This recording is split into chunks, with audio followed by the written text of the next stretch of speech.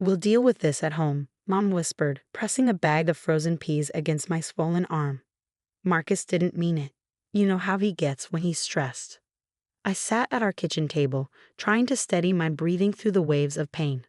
My name is Olivia Parker, and at 24, I just experienced my brother's worst outburst yet.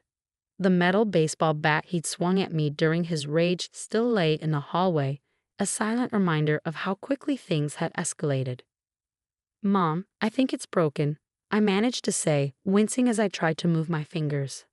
"I need to go to the hospital." "No hospitals," she snapped, her voice sharp but her eyes pleading. "Your father's campaign for city council is in its final weeks. We can't have any incidents becoming public knowledge." Of course. The campaign. Everything in our family revolved around maintaining the perfect image for my father's political aspirations. Marcus's violent temper had been carefully hidden behind closed doors for years, explained away as high spirits or boys being boys. "Just take some painkillers and rest," Mom continued, already pulling out her phone. "I'll call Susan at the pharmacy. She can get us something stronger without questions." I wanted to argue, to demand proper medical care, but years of conditioning kept me quiet. Besides, the throbbing in my arm was making it hard to think clearly. The next morning, I dragged myself to work at the local library. My arm was a mottled purple, and I could barely move it, but calling in sick would raise questions. I'd gotten good at wearing long sleeves and making excuses. "Olivia?" My boss, Mrs. Thompson, caught me restocking shelves one-handed. "Are you all right? You're pale as a ghost." "I'm fine," I said automatically, the familiar lie tasting bitter. "Just tired." She frowned, clearly unconvinced. "You're favoring your right arm. Did something happen?" "No, really, The room suddenly tilted and the books in my left hand clattered to the floor. The last thing I heard was Mrs. Thompson calling my name as darkness crept in from the edges of my vision. I woke to the sound of sirens and unfamiliar voices. An EMT was leaning over me, her kind face focused as she checked my vitals. "Hi there," she said, noticing my eyes open. "I'm Maya. Can you tell me what happened?" Before I could answer, my mother burst through the library doors, her face a mask of controlled panic. "I'm her mother," she announced, rushing to my side. "There's been a misunderstanding. We can handle this at home." Maya's expression didn't change, but something shifted in her eyes. She'd seen this before. "Ma'am, your daughter lost consciousness. We need to check her for injuries." "She's fine, just tired from studying late." "Olivia, tell them." But Maya was already gently rolling up my sleeve, revealing the violent bruising underneath. Her sharp intake of breath made my mother step forward. "She fell," Mom said quickly. "She's always been clumsy." Maya looked directly at me, her voice soft but firm. "This isn't from a fall. These marks are consistent with impact from a balloon object. There's clear defensive bruising." My mother's face hardened. "You don't understand. Our family, your family," Maya cut in, still looking at me, "doesn't have the right to hurt you, and I'm mandated by law to report suspected abuse." For the first time in years, someone was seeing through the carefully constructed facade. Someone was offering me a way out. "Don't you dare," my mother hissed, but her voice sounded distant as Maya helped me onto the stretcher. "You're safe now," Maya whispered as they loaded me into the ambulance. "You don't have to protect them anymore." As the doors closed on my mother's desperate face, I felt something inside me break free. The secret I carried for so long was finally coming to light, and despite the pain and fear, I felt an overwhelming sense of relief. The ambulance pulled away from the library, carrying me toward more than just medical help. It was carrying me toward freedom. The hospital corridor buzzed with activity, but I felt strangely calm as Maya wheeled me into the emergency room. The fear that had been my constant companion for years was giving way to something else. Determination. "Multiple contusions, possible fracture of the right radius," Maya reported to the attending physician, Dr. Carter. "Patient lost consciousness at work. Bruising pattern suggests repeated trauma." My mother's voice cut through the medical terminology. "I demand to be present during the examination. She's my daughter." Dr. Carter, a tall woman with steel gray hair, fixed my mother with an unwavering stare.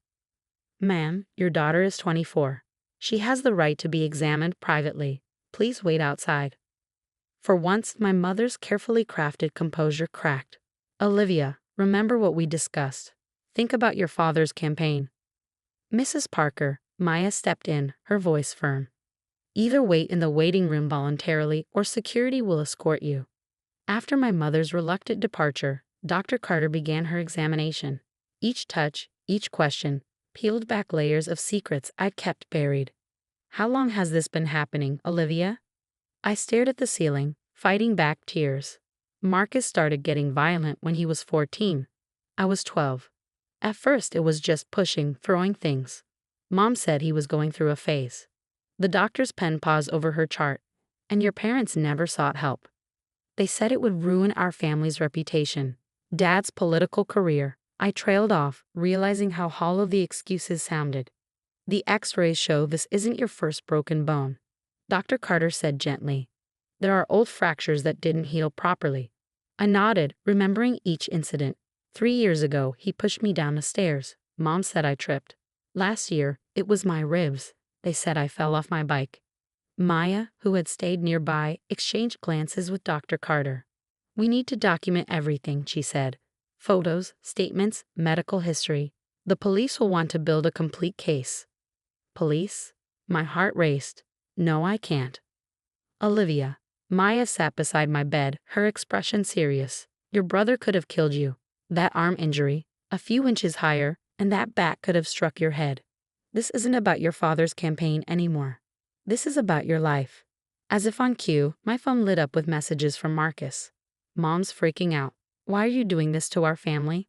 You better keep your mouth shut. If you ruin Dad's campaign, you'll regret it.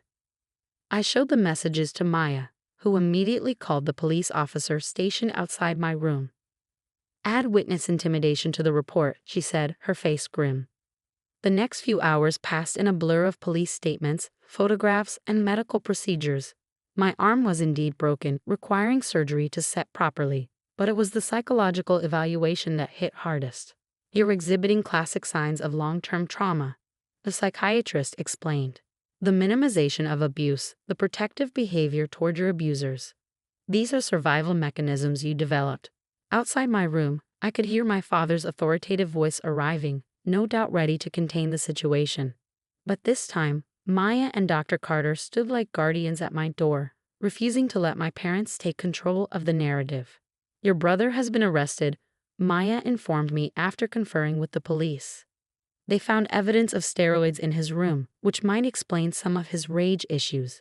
But it doesn't excuse anything. I closed my eyes, remembering the little brother who used to protect me from schoolyard bullies. Somewhere along the way, he'd become the very thing he once fought against. What happens now? I asked, my voice small but steady. Maya squeezed my hand. Now you heal, both your body and your spirit, and we make sure this never happens again. As I drifted off under the influence of pain medication, I heard Maya confronting my parents in the hallway. Your daughter could have died, all because you valued your reputation over her safety. Well, guess what?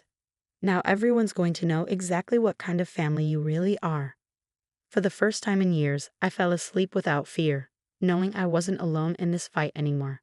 6 months later, I stood outside the courthouse, taking deep breaths of the crisp autumn air. The hearing had just ended, and for once, the truth had prevailed over my family's carefully crafted lies.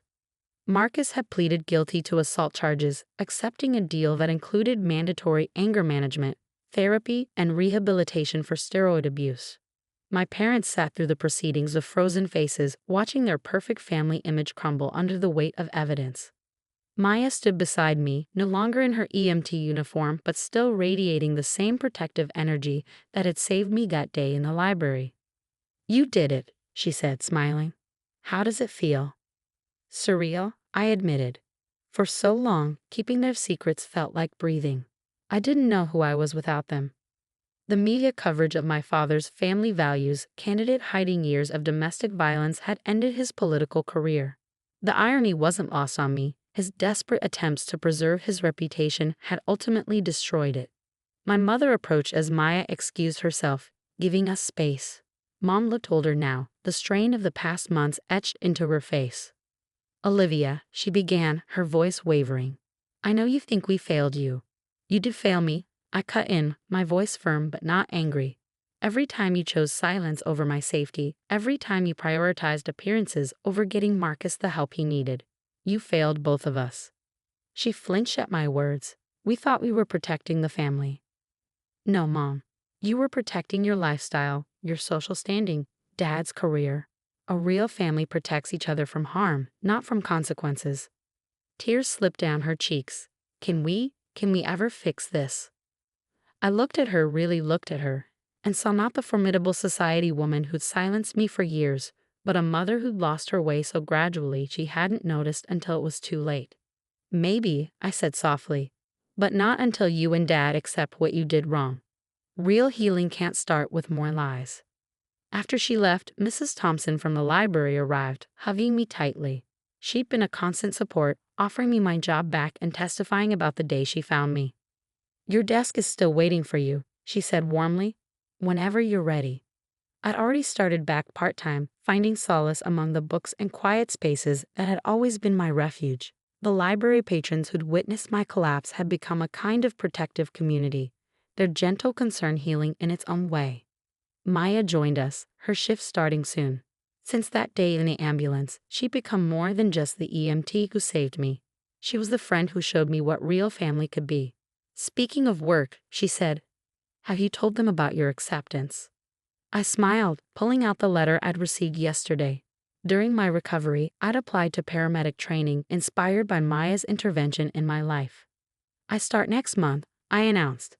I want to be there for someone else, the way you were there for me. Mrs. Thompson beamed with pride, and Maya wrapped an arm around my shoulders. You've always been strong, Olivia, Maya said. You just needed someone to remind you of it. Later that evening, I visited Marcus in the rehabilitation facility. Our relationship was complicated now, fragile as newly healed bones, but we were both trying to rebuild something healthier from the ruins of our past. I'm sorry, he said, as he did every time I visited. I know that doesn't fix anything, but I am. I know, I replied. That's why I'm here, because you're finally doing the work to change. He nodded, understanding the implicit warning. My forgiveness was conditional on his continued commitment to treatment. As I drove home to my new apartment, away from the suffocating perfection of our family home, I thought about how far I'd come. The broken arm had healed stronger than before. The nightmares were less frequent. The fear of speaking up had been replaced by a quiet confidence in my own voice. My phone buzzed with a text from Maya. Proud of you, partner. Tomorrow's EMT class is going to be amazing. I smiled, thinking of the future I was building. It wasn't the one my parents had planned for me, carefully curated for public consumption. It was better. It was real, honest, and mine. The truth had cost me my family's version of perfection, but it had given me something far more valuable. Freedom to be myself, scars and all. And that was worth everything.